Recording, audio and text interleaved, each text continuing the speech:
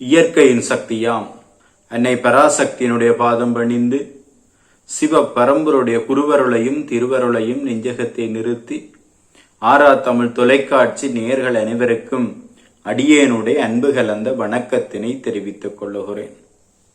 இன்றைய இந்த நட்பொழுதிலே சிவ பரம்பருடைய திருவருள் கருணையின் காரணமாக பெரிய புராணம் சுட்டுகிற 63 நாயன்மார்களில் ஒருவராக போற்றப்படுகின்ற இளையான்குடி மாரநாயனார் பற்றி இந்த வேளையிலே சிந்திக்கலாம் என நினைக்கிறேன். எங்களுடைய சைவ சமயத்தவர்களால் பெரிதும் மதிக்கப்படும் 63 நாயன்மார்களில் ஒருவராக இவர் போற்றப்படுகிறார். சேக்கிழார் பெருமான் செயற்கரிய செயல் செய்த பெரியார்கள் ஆகிய சிவனடியாருடைய வரலாற்றை பெரிய புராணமாக எங்களுக்கு தொகுத்து தந்திருக்கிறார். அந்த பெரிய புராணம் சுட்டுகிற 63 நாயன்மார்களில் ஒருவராக இளையான்குடி மாரநாயனாரை பார்க்கிறோம். இவருடைய அவதாரத்தலம் சிவகங்கை மாவட்டத்தில் உள்ள இளையான்குடி என்று அழைக்கப்படுகிற அந்த தலத்திலே இவர் வாழ்ந்திருக்கிறார். பாண்டி நாட்டிலே இருந்து சிறிது தூரத்தில் இளையான்குடி என்ற ஒரு ஊர் ஒன்று உண்டு. அந்த இளையான்குடி என்ற ஊரிலே வந்துதித்தவராக நாங்கள் மாரநாயனாரை பார்க்கிறோம். அந்த இளையான்குடியிலே வந்துதித்ததனால் இளையான்குடி மாரநாயனார் என்று போற்றப்படுகிறார்.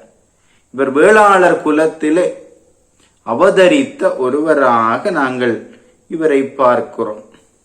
இளையான்குடியில் மாரனார் அவதாரம் செய்தமையால் இவருக்கு இளையான்குடி மாரநாயனார் என்று அழைக்கப்படுகிற சிறப்பு பெயரை நாங்கள் பார்க்கிறோம். இவர் உழவு தொழிலை மேற்கொண்டு வருகிறார். வேளாண்மை செய்தலாகி அந்த உழவு தொழிலை மேற்கொண்டு வருகிறார். உழவு தொழிலே வந்த பெரும் செல்வமும் சிவனடியாரிடத்தில் அன்புள்ளமும் உடையவராய் திகழ்ந்தார். சிவனடியார் தம் இல்லத்திற்கு வந்தால் எதிரே சென்று கைகூப்பி வணங்கி இனிய மொழிகளை கூறி வரவேற்று அவர்களுக்கு உணவளிப்பார். நாள்தோறும் செய்த மகேஸ்வர பூசை என்னும் சிவபுண்ணியத்தால் அவரது செல்வமும் நாளுக்கு நாள் பெருகி குபேரனை போல பெரும் செல்வந்தராக வாழ்ந்து வந்தார். தன்னுடைய விவசாய தொழில் மூலம் கிடைக்கின்ற அந்த உற்பத்தியிலே சிவனடியார்களுக்கு அமுது ஊட்டி வழிபாடு செய்கிற பெரும் கைங்கரிய பணியினை இளையான்குடி மாரநாயனார் செய்து வருகிறார். சிவனை இலகுவில் அடைய வேண்டுமாயின் தொண்டர் அதாவது சிவனடியார் வழிபாடு அவசியமாக இருக்கிறது. எங்களுடைய சைவ சமயத்திலே குருலிங்க சங்கம வழிபாடு என்று சொல்லப்படுகிற வழிபாடு இருக்க இவர் சிவனடியார்களை வழிபாடு செய்கிற வழிபாட்டை செய்து வருகிறார். வேளாண்மை செய்து ஈட்டிய பெரும் செல்வத்திலே அந்த சிவனடியார்களுக்கு அமுது ஊட்டி அவர்களை வழிபாடு செய்கிற பக்குவத்தை தன்னுடைய வாழ்வியல்லே கொண்டு வருகிறார். சிவனடியார்களுக்கு அங்கே அன்னம் கொடுக்கிற மிகப்பெரிய உயர்ந்த பணி. அடியார்க்கு திருவமுது அளித்தலாகிய இத்திருப்பணியை செல்வ காலத்தில் மட்டுமன்றி வறுமையிட்ட காலத்திலும் விடாது செய்து வந்தார் இந்த நாயனார். இறைவனுடைய சோதனை. இவர் செல்வ காலத்திலே பெரும் செல்வந்தராக இருக்கிற பொழுது அந்த வேளாண்மை தொழில் மூலம் கிடைத்த அந்த விவசாய உற்பத்திகள் அதன் மூலம் கிடைத்த செல்வ வளத்தை எல்லாம் பயன்படுத்தி இந்த சிவனடியார்களுக்கு அமுது ஊட்டுகிற ஒரு அற்புதமான பெரும் பணியை இந்த இளையான்குடி மாரநாயனார் செய்து வருகிறார். இளையான்குடி மாரநாயனாருடைய இந்த பெரும் பணியின் காரணமாக அங்கே இல்லம் தேடி வருகிற சிவனடியார்களுக்கு அமுது ஊட்டுகிற அற்புதமான பெரும் பணியை இவர் தன்னுடைய வாழ்வியல்லே செய்து வருகிறார். அதன் காரணமாக இறைவனுடைய அருளை பெற்றுக் கொள்ளலாம் என்பது இவருடைய வாழ்வினுடைய வழிபாட்டினுடைய அம்சமாக இருக்கிறது. நாளாந்தம் சிவனடியார்களுக்கு அமுது ஊட்டுகிற அரும்பணியை செய்து வருகிறார். செல்வம் வாய்க்க பெற்ற பொழுதும் அங்கே சிவனடியார்களுக்கு அமுது ஊட்டுகிறார். வறுமை வந்து வாய்க்கப்படுகிற பொழுதும் தன்னுடைய பணியை இடையறாது அங்கே சிவனடியார்களுக்கு ஆற்றுகிற அந்த அற்புதமான பணியை இவரிடத்திலே நாங்கள் காணுகிறோம். இவர் சிவனடியார்களுக்கு அமுதூட்டுகிற பெரும் பணியை செய்கிறார் அல்லவா. இளையான்குடி மாரநாயனாரின் செல்வம் குறைந்து வறுமை உண்டாகியது. இவ்வாறு செல்வம் சுருங்கினாலும் தம்மிடம் இருந்த நிலங்கள் முதலியவற்றை விற்றும் கடன் வாங்கியும் அடியார்களுக்கு அமுதளிக்கிற பணியை இடைவிடாது செய்து வருகிறார் இந்த இளையான்குடி மாரநாயனார். அங்கே இறைவனுடைய திருவிளையாடல் சோதனை நடைபெற இருக்கிறது. சிவனடியார்களை எல்லாம் இறைவன் சோதனைக்குட்படுத்துகிறான். சிவனடியார்கள் அங்கே சிவபெருமான் மீது அன்பு கொண்டு சிவ வழிபாட்டை செய்கிறார்கள் என்பது அங்கே சிவபெருமானுடைய சோதனை திருவிளையாடல் மூலம் அங்கே இடம்பெறுகிறது. அங்கே சிவபெருமானுடைய அருள் கிடைக்கிறது. இவ்வாறு மாரிகாலத்திலே ஒரு நாள் தாம் உணவின்றி பசியால் வாடிய போதும் இரவு வெகுநேரம் வரை சிவனடியார்களை எதிர்பார்த்து எவரும் வராமையால் கதவை பூட்டிவிட்டு வீட்டினுள்ளே சென்றார். இந்த இளையான்குடி மாரநாயனார் நாளாந்தம் ஒரு சிவனடியாருக்கு உணவு கொடுத்து அங்கே சிவனடியாரை வழிபட்டு உணவு உண்ணுகிற பழக்கம் இவரிடத்திலே இருக்கிறார். சிவனடியாரை போற்றி வழிபாடு செய்கிற பக்குவம் இவருடைய வாழ்வியல்ல இருக்கிறது. அங்கே சிவனுடைய அருள் இறைவனுடைய திருவிளையாடல் நடைபெற இருக்கிறது. அன்றைக்கு கடுமையான மாரிகாலம், கடுமையாக மழை பெய்து கொண்டிருக்கிறது. மழை இடவிடாது பெய்து கொண்டிருக்கிறது.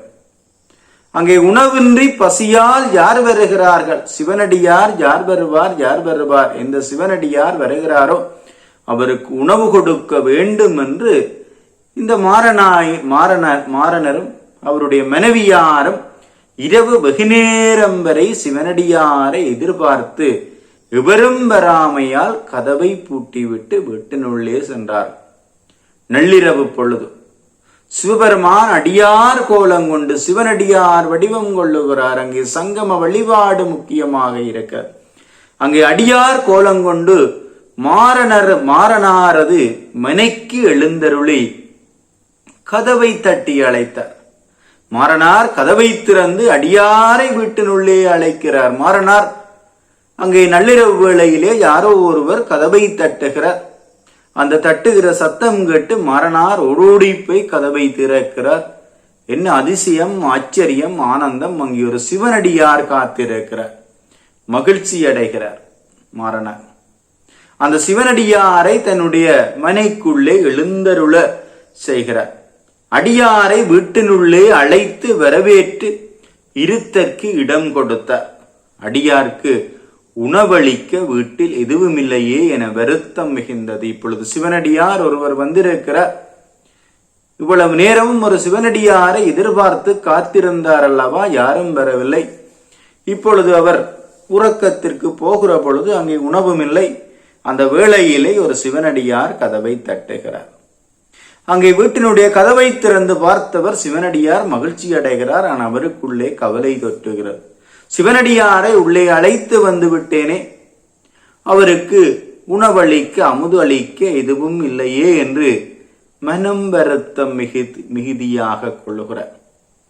அன்றைய மழை நாளின் பகற்பொழுதில் நிலத்தில் விதைக்கப்பட்ட நெல்மணிகளை சேகரித்து வந்து அங்கே கீரைகளை பறித்து அங்கே சமைத்து கொடுத்திருக்கிறார் என்பதை பெரிய புராணத்திலே நாங்கள் பார்க்கிறோம்.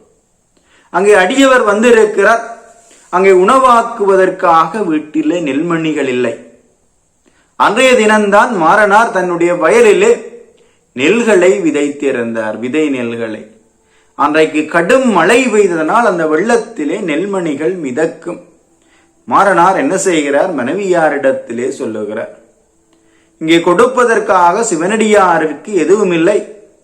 இன்றைய பகல் பொழுதிலே நான் அங்கே வயலிலே நெல்மணிகளை விதைத்தேன் அல்லவா, அந்த நெல்மணிகள் அங்கே வெள்ளத்திலே மிதக்கும். நான் அந்த நெல்மணிகளை அப்படியே வாரி அள்ளிக்கொண்டு வருகிறேன் என்று மனைவியாரிடத்திலே விடை பெற்று தன்னுடைய வயல் நோக்கி செல்லுகிறார். அன்றைக்கு கடும் மழை. அந்த மழையிலே மின்னல் வெளிச்சத்தினுடைய உதவியோடு அந்த நள்ளிரவு வேளையிலே வயலுக்கு செல்லுகிறார். அங்கே வயலிலே அந்த வெள்ளத்திலே மிதக்கிற நெல்மணிகளை அள்ளிக்கூடையிலே சுமந்து கொண்டு இல்லம் நோக்கி வருகிறார். இப்பொழுது கடும் மழை பெய்கிறதல்லவா, அங்கே வீட்டிலே அடுப்பெரிக்க விறகில்லை. வீட்டினுடைய சிதறமடைந்த கூரையிலிருந்து மரக்கட்டைகளை பயன்படுத்தி அந்த நெல்லை வறுத்து அந்த நெல்மணிகளை குற்றி சோறாக்குகிறார். இப்பொழுது அடியாருக்கு சோறாக்கி முடிந்து விட்டது. அந்த சோற்றோடு கொடுப்பதற்காக, அமுது படைப்பதற்காக கறி இல்லையே என்று கவலைப்படுகிறார். அப்பொழுது மாறனாருடைய மனைவி கோடிப்புறத்திலே இருக்கின்ற அந்த கீரைகளை பறித்து வரும்படி சொல்லுகிறார். அந்த கோடிப்புறத்திலே இருந்த அந்த கீரைகளை பறித்து அங்கே அடுப்பெரிக்க விறகில்லை. அந்த சிதலமடைந்த வீட்டினுடைய கூரையினுடைய அந்த மரக்கட்டைகளை எடுத்து விறக்காக்கி அங்கே சோறு சமைத்தாகிவிட்டது. கீரையிலே அங்கே கரியமுது சமைத்தாக்கிவிட்டது. மாறனாரும் மனைவியாரும் இணைந்து அங்கே உணவு சமைத்து விட்டு அந்த சிவனடியாரை பக்குவமாக அழைக்கிறார்கள். அவர் துணவியாரும் அங்கே சிவனடியாருக்கு உணவு படைத்தனர். அப்பொழுது அடியாராக வந்திருந்த சிவபெருமான் சோதி பிளம்பாய் எழுந்து தோன்றினார். அங்கே சிவனடியார் இவ்வளவு நேரமும் அவருடைய வீட்டிலே உட்கார்ந்து இருக்கிறார். இவர்கள் அந்த கடும் மழையிலும் கஷ்டப்பட்டு உணவு சமைத்து அந்த சிவனடியாருக்கு திருவமுது படைக்கிறார் மனைவியார். அப்படி படைக்கிற பொழுது அங்கே உணவெல்லாம் படைத்த முடிகிறது. அந்த சிவனடியார் சோதி பிளம்பாய் எழுந்து தோன்றினார். அது கண்டு மனைவியாரும் மாறனாரும் திகைத்து நின்றனர். சிவபெருமான் உமாதேவியாருடன் எருதின் மேல் தோன்றி, அன்பனே, அன்பர் பூசை அளித்த நீ உன் மனைவியோடு என் பெருவுலோகமாகிய சிவலோகத்தினை அடைந்து பேரின்பம் அனுபவித்திருப்பாயாக என்று அருள் செய்து மறைந்தருளினார். இளையாண்டன் குடிமாறன் அடியார்க்கும் அடியேன் என்று அந்த திருத்தொண்டர் தொகையிலே சுந்தரமூர்த்தி நாயனார் பாடுகிற சிறப்பை நாங்கள் பார்க்கிறோம். அந்த இளையான் குடிமாறநாயனார் எங்களுடைய பெரிய புராணம் சுட்டுகிற அந்த 63 நாயன்மார்களே ஒருவராக, சிறப்புக்குரியவராக போற்றப்படுகிற சிறப்பை நாங்கள் பார்க்கிறோம். அந்த இளையான்குடி மாறநாயனார் அங்கே இயற்கை வளம் நிறைந்த அந்த வேளாண்மை செய்கிற அந்த பிரதேசத்திலே இளையான்குடி என்ற குடியிலே பிறந்த ஒருவராக அங்கே இருக்கிறார். அவரும் அவருடைய மனைவியாரும் மாறனாரும் அவர் மனைவியாரும் வள்ளுவன் கூறும் விருந்தோம்பல் அறிந்ததை அறத்தை, அங்கே வள்ளுவன் சொல்லுகிற அந்த விருந்தோம்பல் அறத்தை நன்கு உணர்ந்து வாழ்ந்து வந்தனர். அடியார் தம் வீடு நோக்கி வரும் அன்பர்களை அங்கே இன்முகம் காட்டி இன்சொல் பேசி வரவேற்ப, அடியார்களுக்கு அறுசுவை அமுதூட்டி உளம் மகிழ தங்களது வாழ்க்கை பணியை மேற்கொண்டிருந்தனர். அவர்களிடத்திலே இறைவன் அந்த சோதனையை நடத்தி தன்னுடைய வடிவத்தை காட்டி அவர்களை ஆட்கொள்ளுகிறான்.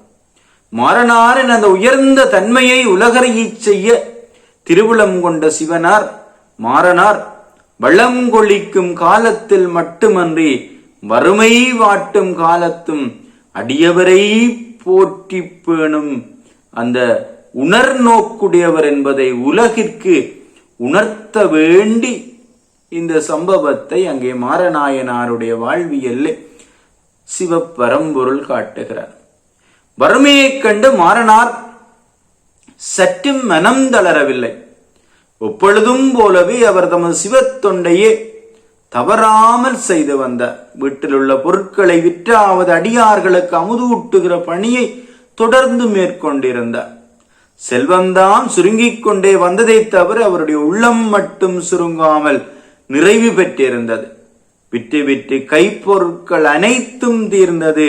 மாறனார் கையில் இருந்த பணத்திற்கு சிறிதளவு நிலத்தை குத்தகைக்கு வாங்கினார். அந்த சிறிதளவு விதை நெல்லை விதைத்தார்.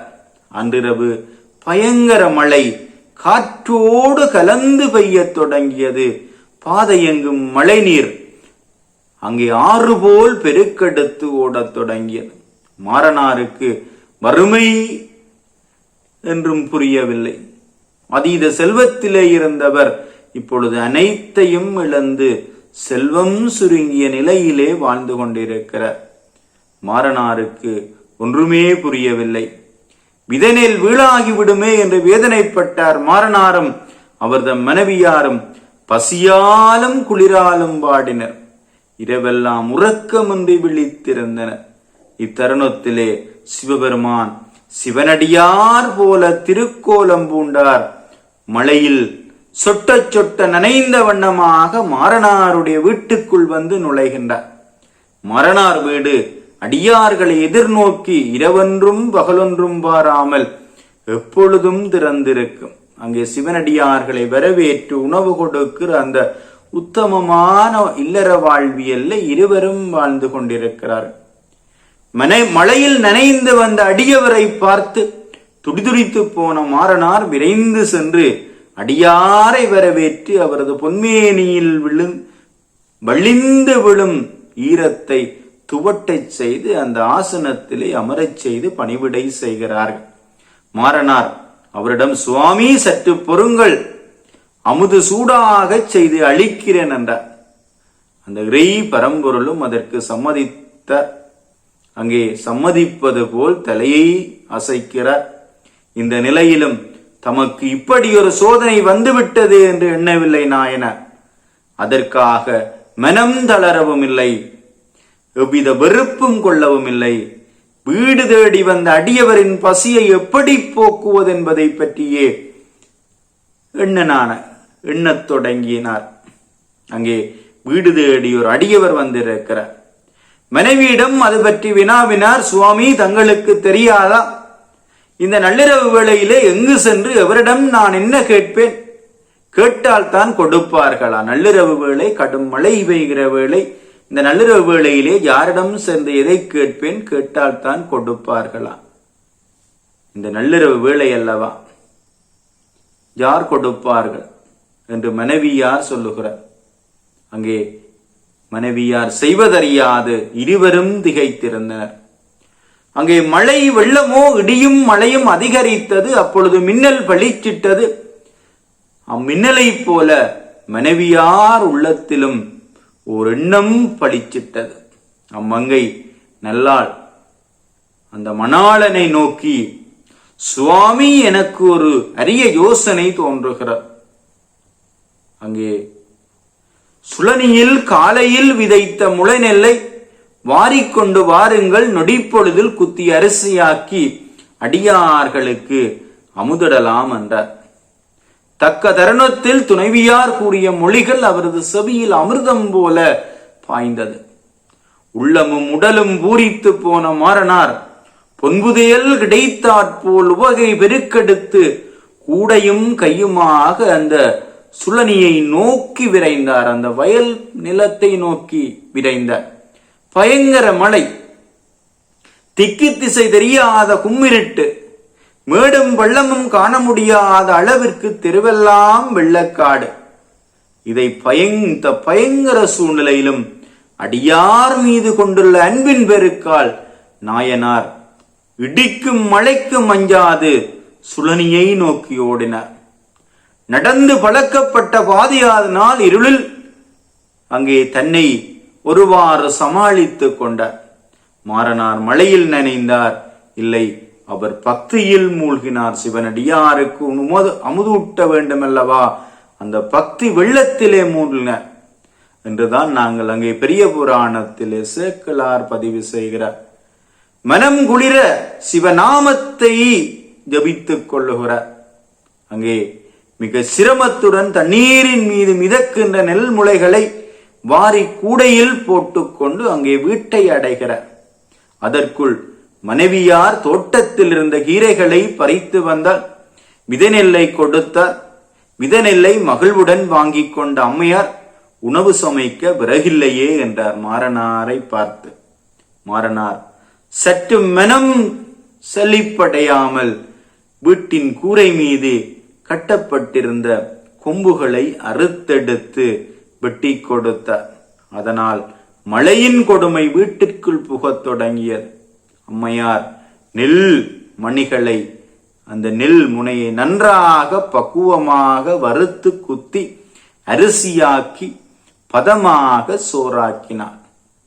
தோட்டத்திலிருந்து பறித்து வந்த கீரைகளை சமைத்து சுவையான கரையமுது செய்தார். அங்கே இன்னல்களுக்கு இடையில் ஒருவாறாக அங்கே இன்னமுது சமைத்த பிறகு மாறனார் அவரது மனைவியாரும், ஐயனே, அடியார்களும் யான் பூண்டிருந்த அன்பை அறிந்து இல்லத்திற்கு எழுந்தருளிய பெரியாரே, பிறவி பெருங்கடலை கடக்க மரக்கலம் இன்றி அழுந்தி கிடக்கும் இவ்வேளையில் உயும் பொருட்டு ஏழையின் மனைக்கு அமுது உண்ண எழுந்தருளும் என பணிவன்புடன் வேண்டி நின்றனர். அங்கே நிலம் கிடந்த நிலத்திலே வீழ்ந்து அந்த சிவனடியாரை நமஸ்கரித்தார்.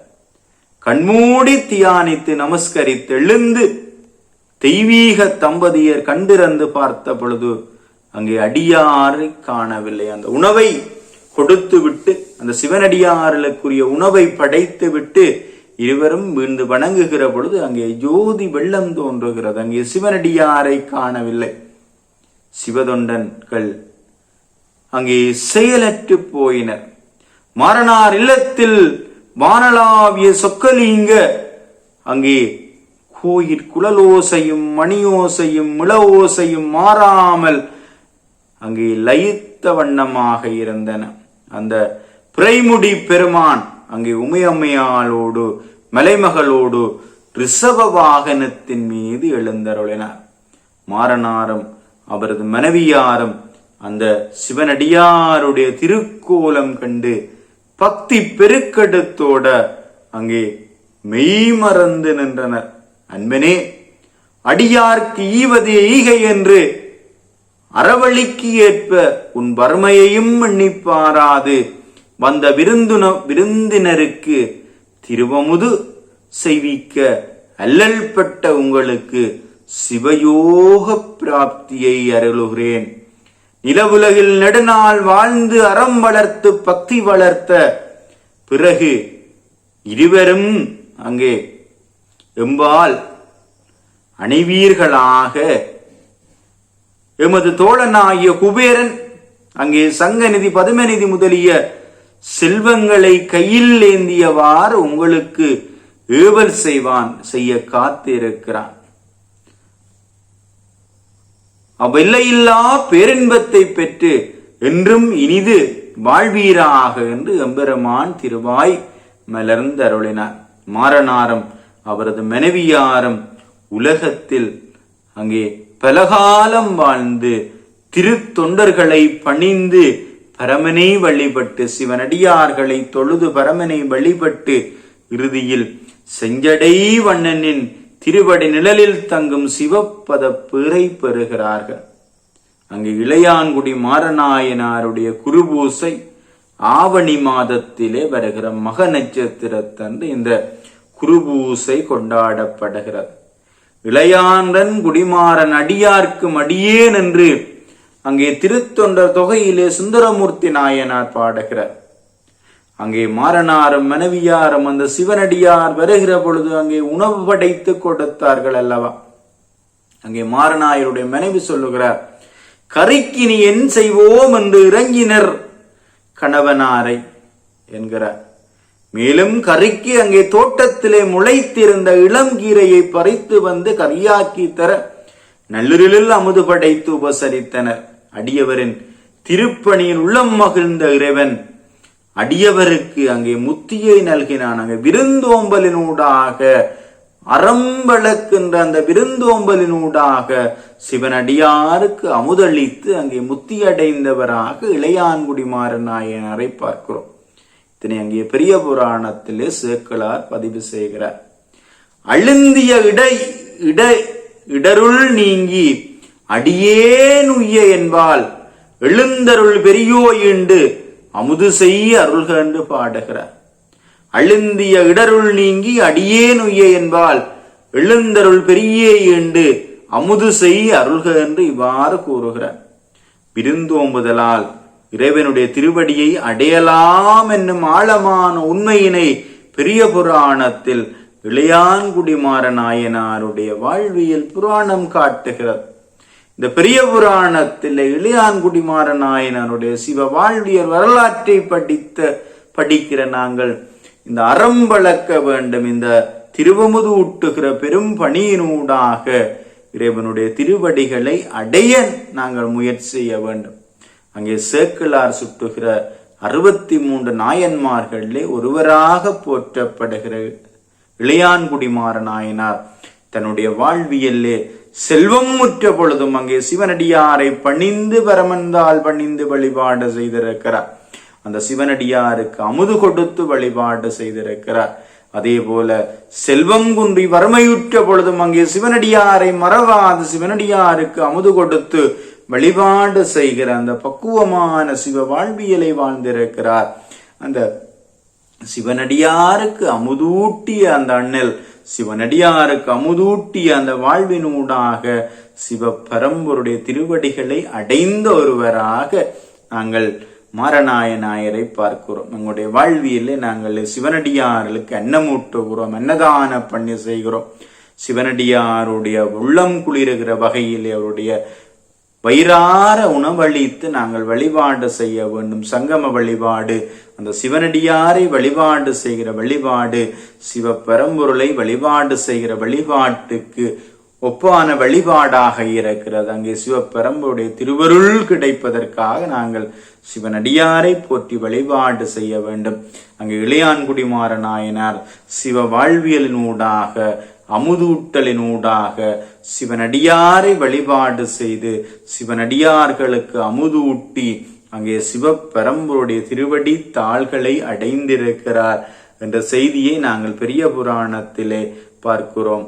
பெரிய புராணம் சுட்டுகிற அந்த 63 நாயன்மார்களே சிறப்புக்குரியவராக போற்றப்படுகிற இந்த இளையான்குடிமாற நாயனார் சைவ வாழ்வியல்லே விருந்தோம்பல் பண்பு எவ்வளவு முக்கியம் என்பதை அங்கே சிறப்பாக சொல்லி இருக்கிறார். எங்களுடைய வாழ்வியல்லே நாங்கள் இறை வாழ்வியலை வாழ்பவர்கள் சிவனடியாருக்கு அமுதூட்டி அங்கே சிவ வாழ்வு வாழ வேண்டும்.